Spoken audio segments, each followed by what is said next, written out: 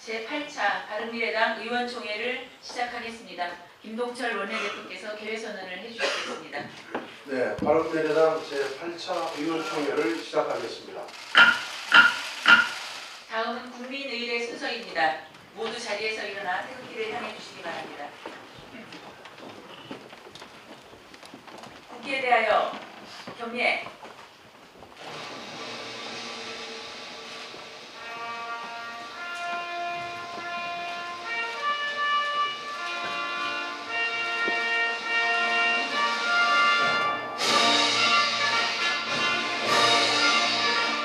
나는 사랑스러운 태극기 앞에 자유롭고 정의로운 대한민국의 무궁한 영광을 위하여 충성을 다할 것을 굳게 다짐합니다.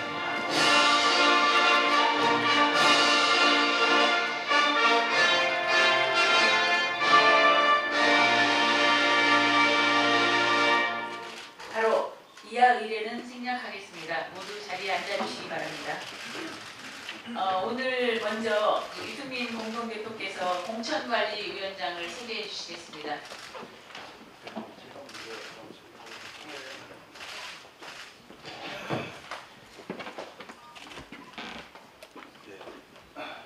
예, 저희 바른미래당 중앙당 공천관리위원장 선임에 대해서 말씀을 드리고자 합니다. 공천관리위원장으로 목진휴 현 국민대학교 사회과학대학 행정학과 명예교수님을 선임함을 말씀을 드립니다.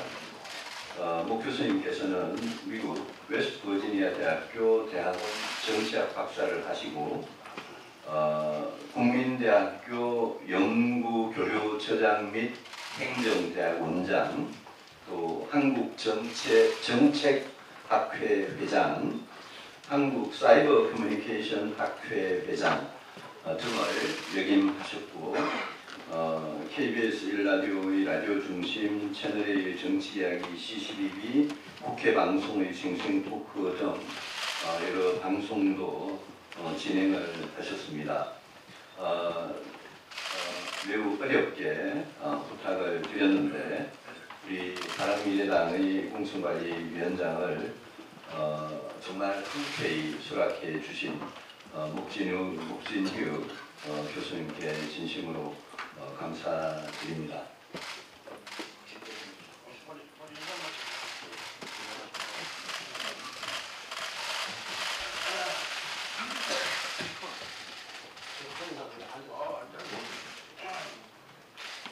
오늘 의원총회 하신다는데 제가 모른다 말씀 길게 드리는 것은 예의가 아닌 것 같습니다. 뭐 모든 일이 다 그렇습니다만 쉽지 않은 결정이었습니다. 그러나 바른 세상 만드는 과정이 올바라야 된다는 생각을 했기 때문에 바른미래당의 공천 과정을 바르게 끌어가도록 노력해 보겠습니다. 한시적인 책무입니다. 그 책무가 끝날 때까지 최선을 다해서 노력하겠습니다. 세상 일이 혼자 되는 일이 없는 것처럼 여러분들께서 도와주셔야만 모든 일이 원만하고 올바르게 될 것이라고 생각합니다. 그것을 기대하고 제가 이 자리에서 열심히 하겠다는 약속의 말씀을 드리겠습니다. 고맙습니다.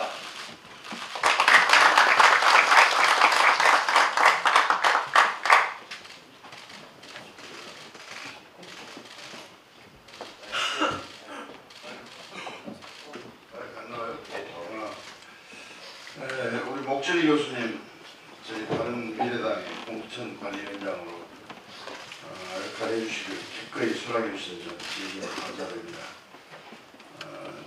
제가 유승민 대표님하고 같이 목진휴 교수님께 정중한 부탁 말씀을 드리려고 만나 뵀더니 그때 하신 말씀이 아주 뇌리에 남습니다. 교수로서 평생 공직에 있고 지금 명예교수 정치권이라는 발을 떼놓으려고 하고 있습니다.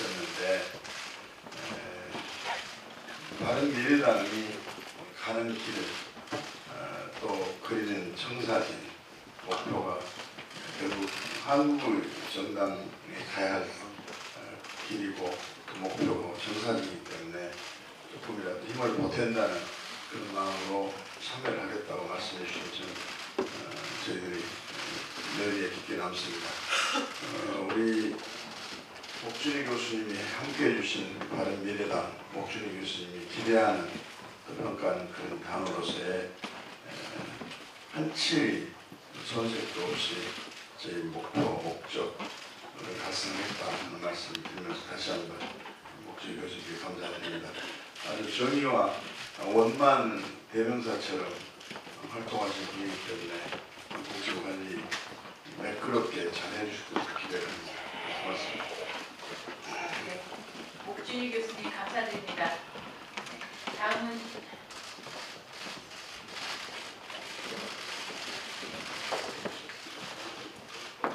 네, 고맙습니다. 크게 박수 한번 다시 한번 해주세요.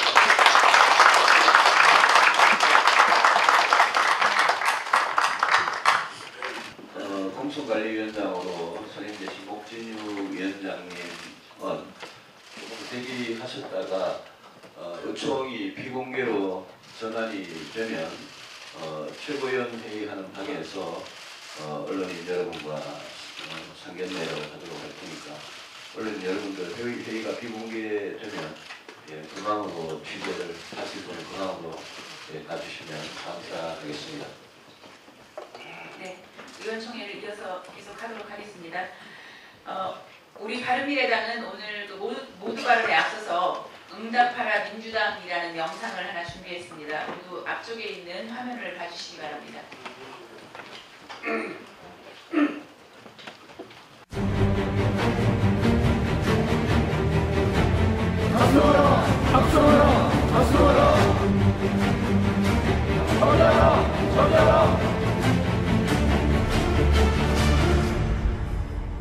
대표 발의한 박홍근 민주당 수석 부대표는 개정안이 특정 세력을 위한 법안이 아니고 방송을 방송답게 공정하게 정상화시키는 법안이라고 말했습니다. 특정 세력을 위한 법안이 아닙니다. 말 그대로 방송을 방송답게 공정하게. 방지법 얘기 법안을 야 사장이 최우선적 제6법안으로 선정해서 내기법이 있어요. 방송법을 포함해서 얘기하는 법인데 이것을 최우선에 2월 국회에서 반드시 통과시키시는데 아까운 법입니다 하는 요청을 드리기 위해서 저희가 일단 제가 전달 좀 하겠습니다. 네. 가장 먼저 지난해 박근혜 정권 당시 야당이던 더불어민주당과 국민의당, 정의당 의원 162명이 공동으로 방송법 개정안을 발의했습니다. 그런데 여당이 되고 나서 대통령의 말 한마디에 곧바로 재검토하겠다고 입장을 바꿨습니다. 문재인 대통령이 며칠 전에 공영방송 사장의 소신 없는 인사가 선임될 수 있다면서 우려를 나타내자 대통령의 문제의식이 이미 저희들도 갖고 있던 문제의식이라는 건 분명하고요. 찾아보도록 노력하겠습니다.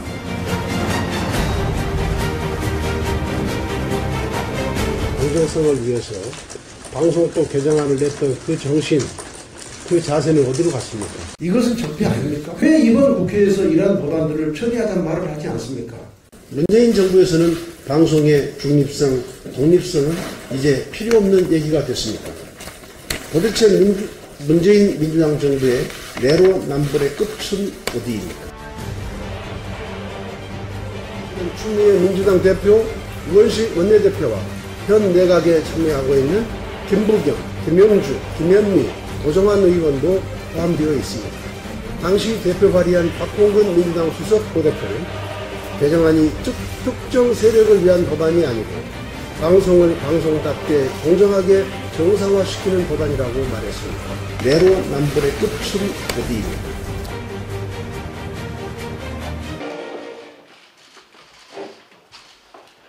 네,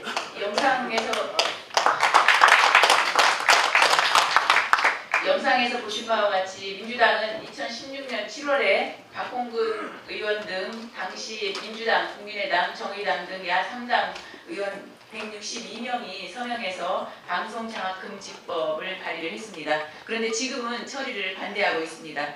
여당의 방송개혁 반대로 4월 국회도 파행되었습니다. 이 영상을 보고 민주당이 방송의 중립성과 공정성을 위한 방송장악금지법에 대해서 응답해 주기를 바랍니다.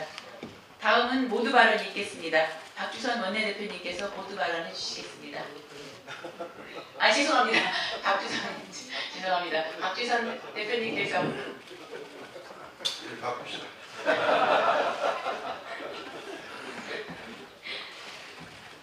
이따 규탄대 또 따로 하는 거 아닙니까?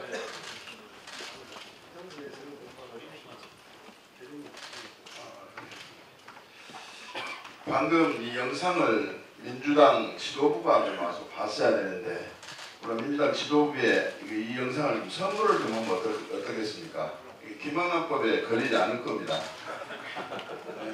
저는 이 방송법 개정과 관련해서 민주당이 주도하고 저희 당도 공조를 해서 지금 162명이 법안 개정안에 발의를 했기 때문에 거기다가 자유한국당까지 동의를 하고 있어서 민주당이 정신만 제대로 찾으면 이 법 처리는 오늘이라도 가능하고 내일도 가능합니다. 그런데 이 대한민국에 정치권의 적폐가 하나 있습니다. 내로남불을 시정하고 청산한다고 외치면서 있으면서도 자기에게 유리한 당리당략식 차원에서는 항상 이걸 활용하고 이용해 가는 그 적폐 뿌리를 뽑아야 됩니다. 야당일 때 주장했던 내용 여당이 되니까 번복하고 무시해버리는, 또 여당일 때 주장했다가 야당이 되면 여당을 또 발목 잡으면서 정권 발목 잡으면서 반대하는 이 적폐는 정말로 뿌리를 뽑아야 할 적폐 중에 적폐라고 생각합니다. 지금 더불어민주당 문재인 정부가 적폐 청산을 한다고 요란 법석을 치고 있는데 이 적폐를 먼저 청산해야 된다 생각하고, 이 적폐를 청산하지 않으면 적폐 청산을 논할 수 있는 자격이 문재인 대통령이나 민주당에 없다고 저는 생각하고 있습니다. 적폐를 만들어가면서 또 스스로 만드는 적폐는 적폐가 아니라고 생각한다면 이것은 적폐 청산할 자격도 명분도 없다, 저는 그렇게 생각합니다. 그래서 우리 당은 적폐를 청산한다는 자세와 각오로 이 방송법을 4월 내에 분명히 통과시키도록 노력해야 되고, 쇳불도 단김에 쇳불도 단김에 빼란 말이 있습니다. 기왕에 우리 방송법 개정에 앞장섰기 때문에 물러서지 말고 모든 지혜와 역량을 모아서 이 법은 반드시 개정을 시켜야 된다, 이렇게 생각합니다. 더불어민주당 이제 문재인 대통령 심부름센터 역할 그만하고 정신 합리적인 이성을 좀 찾아서 이 방송법 처리에 동의해 주기를 바랍니다. 지금 대변인이나 여기 영상에 나와 있는 당시 의원들의 농성 첨가자 그분들을 이야기를 들으면 정말로 지금 귀를 의심하지 않을 수가 없습니다. 바른 이성적 판단을 촉구합니다. 네, 다음은 유승민 대표님께서 모두 발언해 주시겠습니다. 예, 방송법 개정을 위해서 정말 노력하고 계시는 김동철 원내대표님과 의원님 여러분께 정말 감사의 말씀을 드립니다. 저는 이 법에 대해서 정말 할 말이 많은 사람입니다.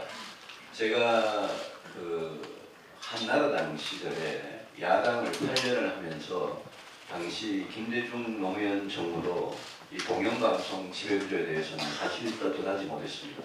그런데 제가 여당이 되어서 이명박 박근혜 정부가 공영방송에 대해서 하는 일들을 보고 이거는 아니다 라고 생각해서 벌써 6년 전입니다만 2012년에 MBC 파업 사태가 정말 극심했을 때 그게 비록 법적으로는 불법 파업인지 모르겠지만 저는 절대 정치 파업이라고 생각하지 않고 MBC 이 파업에 참여한 노조원들의 중립적인, 독립적인 공영방송 쟁취를 위한 투쟁을 저는 오히려 격려했습니다.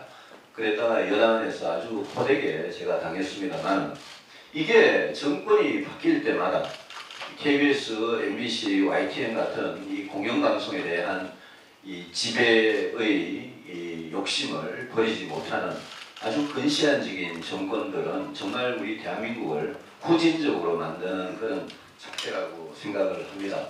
아까 영상에서 보셨습니다만 이 민주당이 스스로 야당 시절에 언론장악금지법이라고 이야기하고 공영방송의 지배구조를 정말 선진화시키기 위한 그런 좋은 법을 자기 스스로 162명이 서명을 해서 내놓고는 문재인 대통령의 정말 이해할 수 없는 비상식적인 말 한마디에 국회의원들이 전원이 꼬리를 내리고 이런 식으로 지금 MBC 사장은 이미 자기들 입맛에 맞는 사람을 선임하고 KBS 사장도 똑같은 지금 절차를 밟고 있습니다.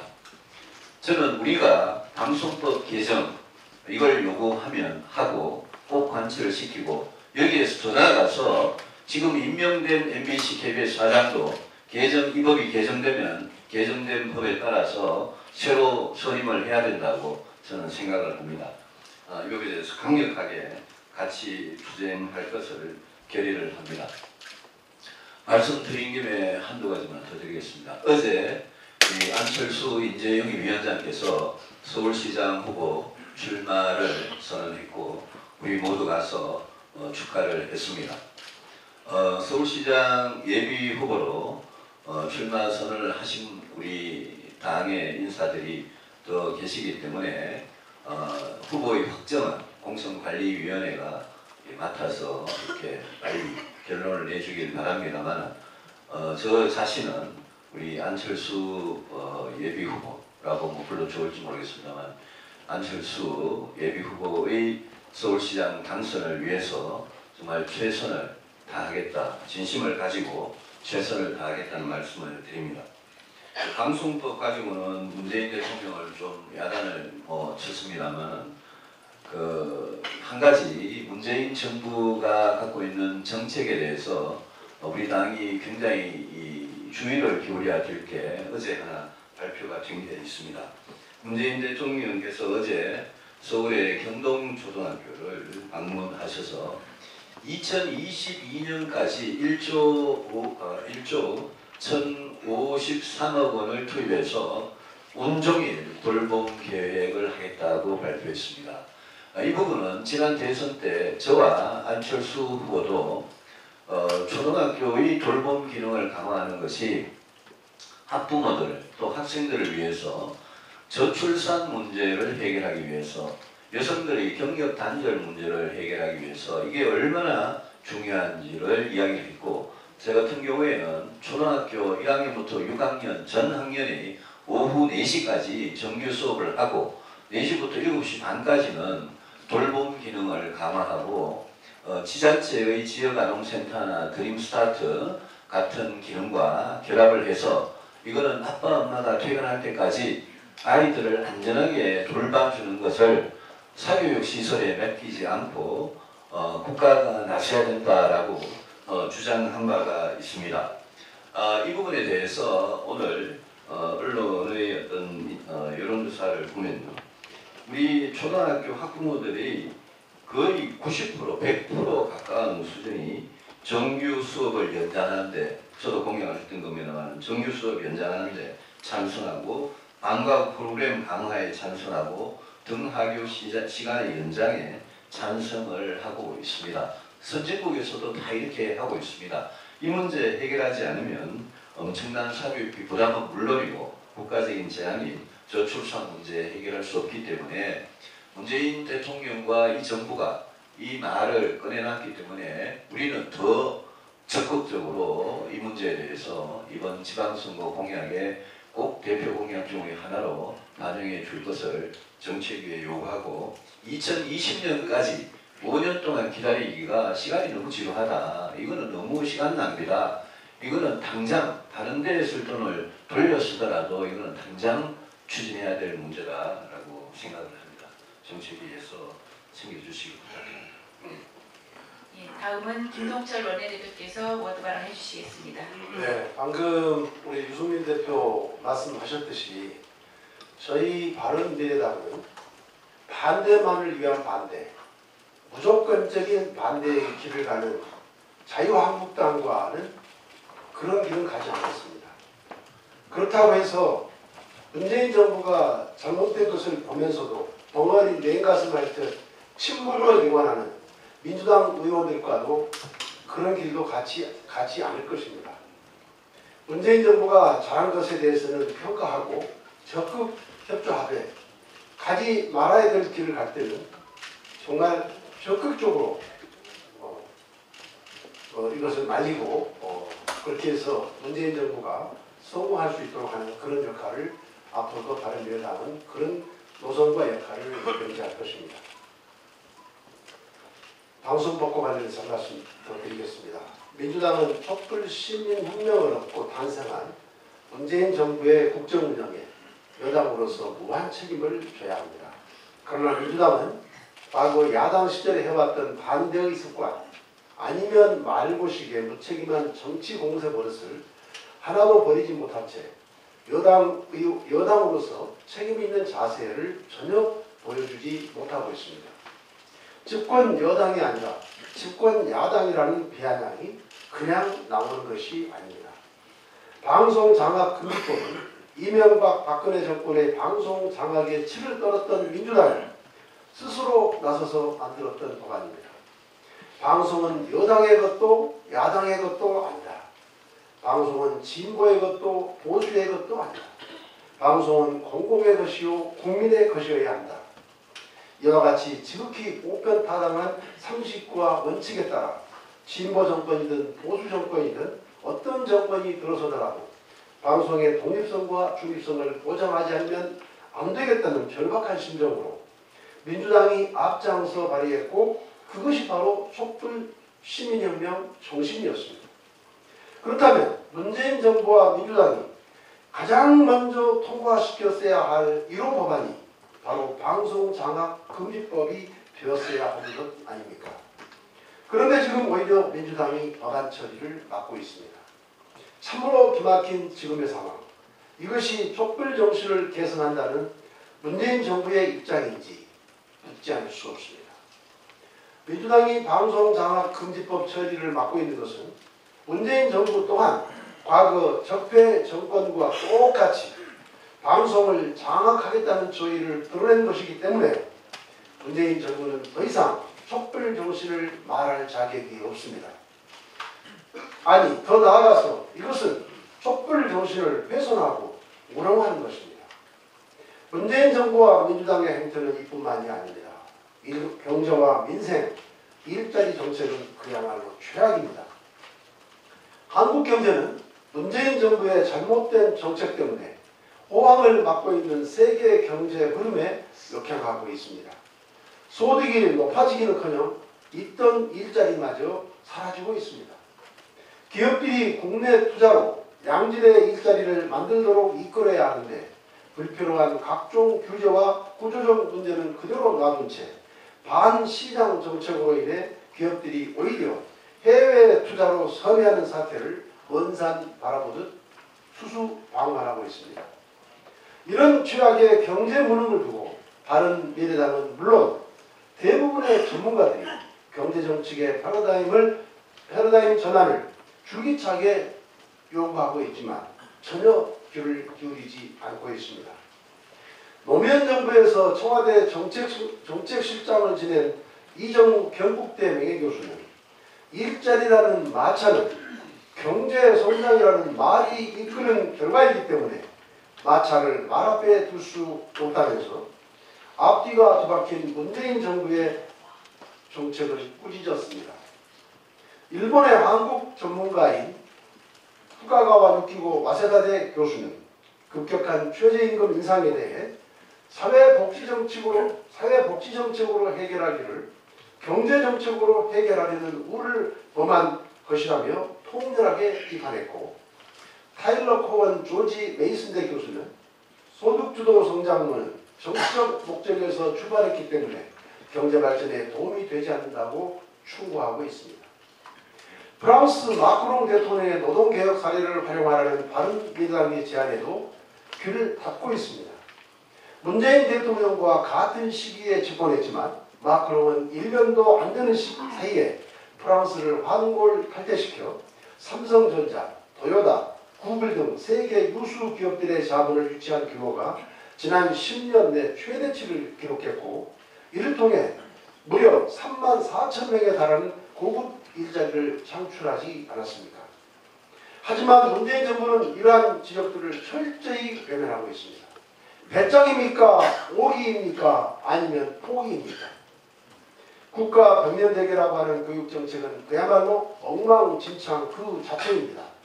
수능 절대평가 이외에 초등학교 한자 병기 백지화, 유치원 영어 교육 금지 철회, 초등학교 1, 2학년 방과 후 영어 수업 금지 등 교육 정책에 대한 무능을 계속적으로 드러냈습니다. 급기야 교육부 차관이 직접 일선 대학을 압박하여 정시 확대를 추진하는 등 장관을 패신하는 일까지 벌어졌습니다. 대학 입시 제도는 올해와 내년이 다르고 내후년과 4년 뒤가 제각각입니다. 교육정책을 100년이 아니라 100일도 못 가서 뒤죽박죽으로 만들어버리니 학생도 학부모도 교사도 모두가 혼란과 불신이 극에 달하고 있습니다. 문재인 정부의 절대의 지지를 보냈던 전교조조차 등을 돌릴 정도입니다. 국민 건강에 직결되는 미세먼지 문제와 최근에 터진 재활용 쓰레기 대책의 남해상은 문재인 정부의 국정운영 능력 그 자체를 의심하게 만들고 있습니다. 이번 4월 국회는 개헌과 함께 정부 여당의 잘못된 각종 정책들을 바로잡고 시급한 민생과 개혁법안을 처리해야 합니다. 하지만 정권을 잡은 오만함으로 촛불의 명령이라는 방송개혁마저 반대하는 민주당의 두 얼굴이 4월 국회의 발목을 잡고 있습니다. 민주당의 맹성을 촉구합니다. 다음은 지상욱 정책의 의장님의 모두 발언이 있겠습니다.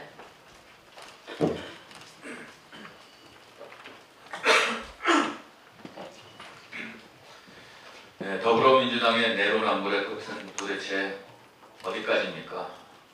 자신들이 발의했던 방송법을 저지하고 있고 또 그렇게 비판해왔던 낙하산 인사를 자행하고 있고 또 새로운 블랙리스트를 양산하고 있는 것을 넘어서 최근에는 문제가 있는 사람을 금융감독원장으로 임명했습니다. 자신이 소장으로 있던 더 미래연구소가 금융사와 대기업 대관 업무 담당자를 상대로 수백만 원대의 강좌를 운영해 왔다고 해서 비판받아왔던 분이 김규식 금융감독원장입니다. 19대 정무위원회 새정치민주연합의 간사와 예산결산 소위위원장을 맡고 있던 김규식 금융감독원장이 그렇게나 쥐잡듯 비판해왔던 피감기관 경인사 소속 국책연구기관인 키예프 돈으로 9박 10일 해외 수차를 다녀왔다는 것입니다. 당시 키예프 직원들은 출장 보고서에 본 출장은 김 의원을 위한 의전 성격이었다. 국회 결산 심사를 앞두고 의견 사항을 김 의원에게 전달하는 것이 주 목적이었다고 로비용이라고 밝혔습니다. 19대 국회 때 키예프 예산으로 해외 출장을 간 사람은 김규식 원장이 유일합니다. 타이원도 없는 단독 출장으로 게다가 자신의 여비서까지 동행시켰다고 합니다. 자신의 여비서까지 대동해서 피감기관의 돈으로 해외 출장 간 분을 도대체 금융감독원의 새로운 수장으로 임명한 이 정부는 어떤 정신인 것입니까? 시대 정신에도 맞지 않습니다. 전임 원장 최흥식 원장은 금융기관에 사람을 인사 추천했다고 해서 사임을 한 것을 잊어서는 안 될 것입니다. 적폐 위에 개혁의 분치를 한 가부키 연극 배우인지 개혁과 적폐 두 얼굴을 가진 아수라백작인지 책임지고 사퇴해야 할 것입니다. 이상입니다. 다음은 김준로 최고위원의 모두 발언이 있겠습니다. 예, 어제 안철수 대표께서 출마 선언을 하셨는데 아까 우리 유승민 대표께서 진심으로 최선을 다해서 돕자고 말씀하신 것에 붙여서 한 말씀 드리겠습니다. 지난주 말에 이 인천 상륙작전을 했습니다. 인천에서 대표대회를 하고 어제는 서울하고 오늘 경기도 하면 수도권이 마무리됩니다. 이 3개 지역은 상징적인 의미도 있지만 특히 전국의 각 지역에서 와서 전부 살기 때문에 여기 이 지역이 바로 선거와 승리의 바로메터가 저는 된다고 생각합니다. 그래서 서울에서 뜨면 경기도가 뜨고 또 수도권이 뜨면 전국이 그 바람이 불어갈 걸로 생각합니다. 통합해서 저희들이 지금까지 온 기간은 군대 용어로 말하면 전투였다면 어제 서울 선언을 기점으로 해서는 이제 전쟁이 시작되지 않았는가 여러분들 아마 피부로 느끼실 겁니다. 각 당이 지금 긴장에 들어갔습니다.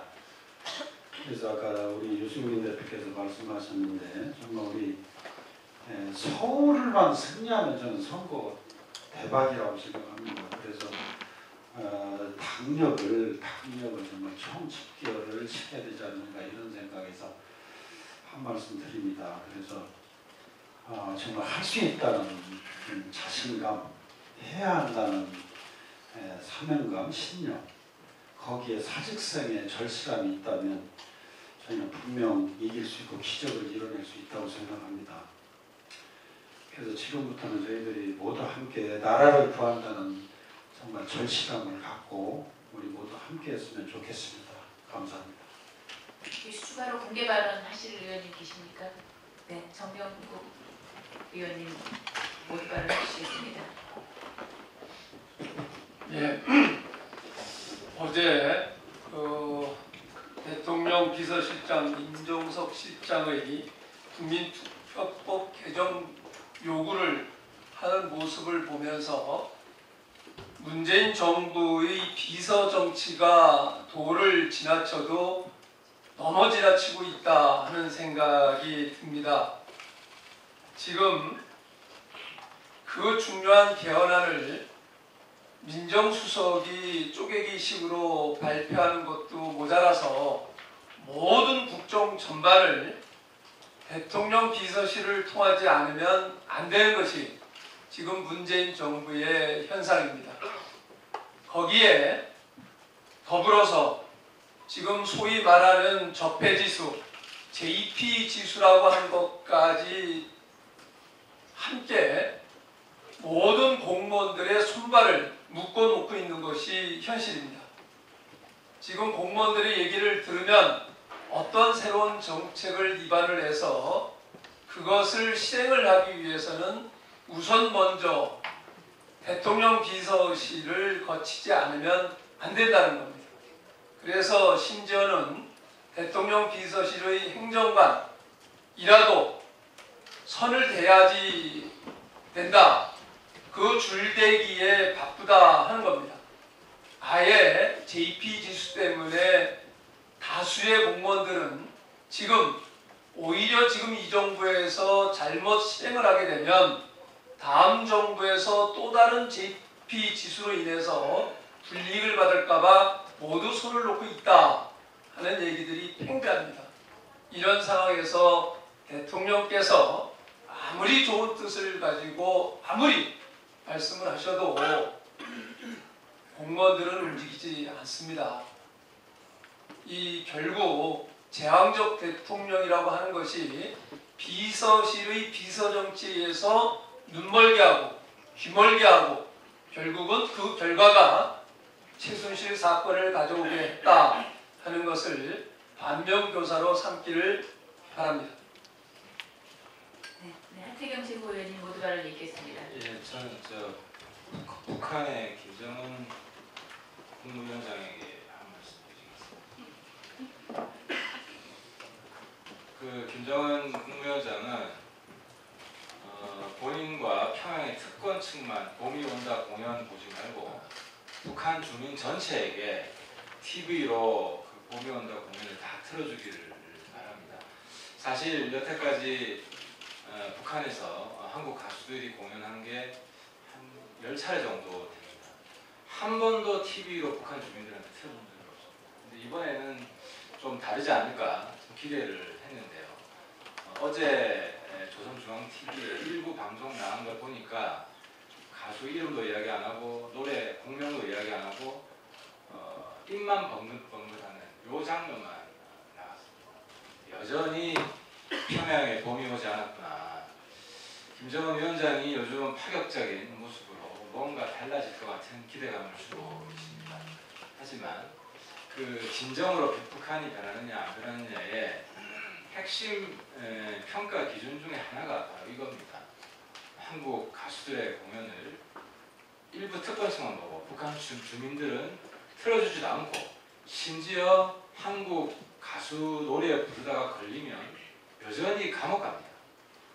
그래서 한국 가수 노래 부른다고 감옥 보내지 말고 이번 기회에 전국의 TV로 다 틀어줘서 북한이 정말 변했다는 걸 보여주시기를 다시 한번 촉구드립니다. 모두 발언하실 의원님 안 계시면 지금부터 회의를 비공개로 진행하도록 하겠습니다.